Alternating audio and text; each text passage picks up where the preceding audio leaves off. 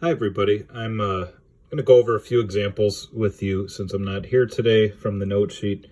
We're solving trig equations. Notice there's an equal sign here. Everything we've done so far has been with expressions. Expressions can't be solved for x, but when we have an equation, we could find the value of x that makes the equation true. And that's what we're going to do here. So this is a pretty simple one, number 2. I'm just going to try to get tangent of x alone. X is the angle of tangent, so I need to move this 1. I'm going to add 1 to both sides, and now I have tangent of x equals positive 1. Again, I want to know what x is. X is the angle. To find angles, we use inverse trig. So x is going to be inverse tangent of 1. All right, so you need to use your knowledge of trigonometry. You could think of the unit circle. That's a good way to help yourself out. Thinking of spots on the unit circle where tangent is positive 1. So we should know that tangent is positive in quadrant 1 and 3. And we also know tangent is 1 at those 45-degree intervals. And we want to leave our answer in radians. So one angle is pi over 4, and the other's in quadrant 3 at 5 pi over 4. Now, we could check our answer on the calculator. I graphed it on the calculator here. This is what it looks like. We do want to change our window, though. So I'm going to go to Zoom Trig, Window Zoom, Zoom Trig. And then I also want to go to the window and set my own and get rid of that negative region. So I'm going to turn x min to 0. And the x scale is what you're spacing by. So my answers were pi over 4 and 5 pi over 4. So in order to see if my answers are correct, I probably want to scale this by pi over 4. So that's what I'm going to do. I'm going to hit the pi button.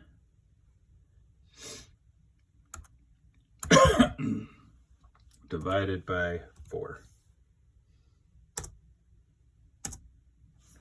Okay, and you can see here, we're looking for the zeros because it was equal to 0.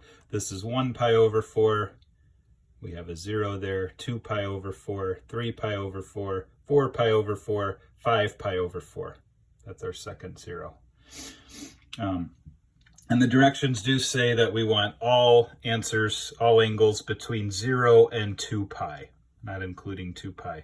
So you don't have to worry about using the top half of the unit circle or the right half of the unit circle like we did in section 4.7. So that's number 2. For number 8, we take things up a notch and we have to use our trig identities to simplify this, the ones from your tool sheet. So what I would do in number 8 is I would change tangent here to sine over cosine. So this is going to be 2 times cosine x times sine x over cosine x minus sine x. And then we could use reciprocal identity to change cosecant to 1 over sine. And you can see what cancels out. It does make this a lot simpler. Cosines cancel. The sines cancel, and we have 2 sine of x minus 1 equals 0. Okay, and similar to number 2, I want to get sine of x alone, so I'm going to add 1. And I also want to divide by 2. So sine of x equals 1/2. Again, I'm trying to find x, the angle. That would equal inverse sine of 1/2. So we're thinking of the unit circle. Sine is the y value for y values of positive 1/2. Okay, and that would happen at pi over 6 and 5 pi over 6. We want all of them between 0 and 2 pi again. We'll check our answer graphically. I have it graphed already on here. Okay, there it is. It's graphed. This time I set my x scale to pi over 6, since I have multiples of pi over 6. So here's 0, here's 1 pi over 6, 2 pi over 6, 3 pi over 6, 4 pi over 6, 5 pi over 6. We have 2 zeros, and they do match our answers. There's nothing in quadrant 3 or 4. All right, so there we simplified, and now we have an equation where we have terms on the other side. Now your first instinct here is going to be to divide by tangent of x to cancel these out. But it clearly says in the procedure part of the note sheet that you want to get everything to one side and look for common factors.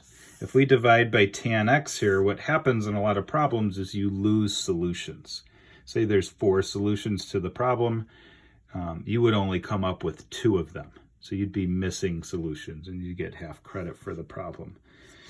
So instead of canceling out here, we just want to subtract tangent of x to get everything on the left side.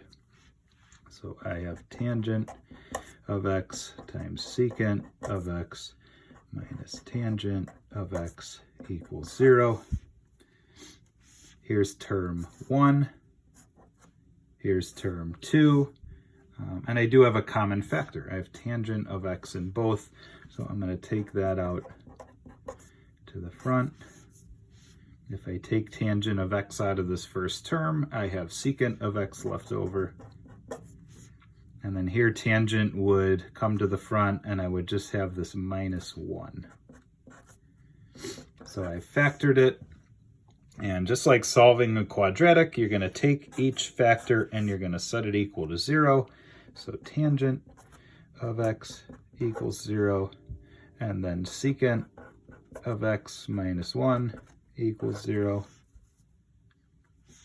And now we find the angles. So here x would be inverse tangent of 0. And we want to figure out angles where tangent is 0. Okay, and that happens at 0 and at pi. Some might think it happens at pi over 2 and 3 pi over 2, but those are actually undefined because you end up dividing by 0. All right, and then the second equation, we solve that. We add 1. So secant of x equals 1. If you don't like working with secant, you can change this to cosine right now. Remember, cosine is the reciprocal. And if I flip 1 over 1, I still have 1 over 1. So cosine is 1 as well. So x equals inverse cosine of 1.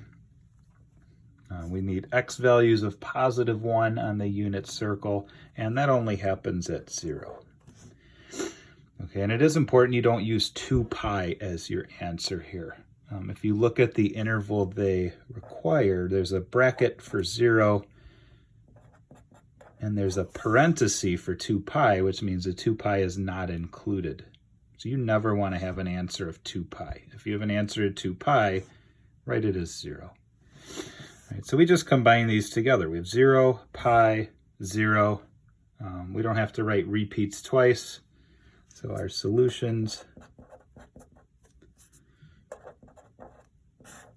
are x equals 0 and pi. Sometimes you'll get 4 solutions, 6 solutions. You could really get a lot from these type of problems. And we'll show you what the graph looks like.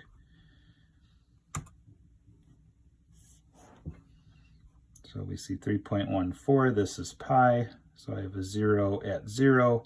I have a 0 at pi. And then we do have another 0 at 2 pi, which we don't count.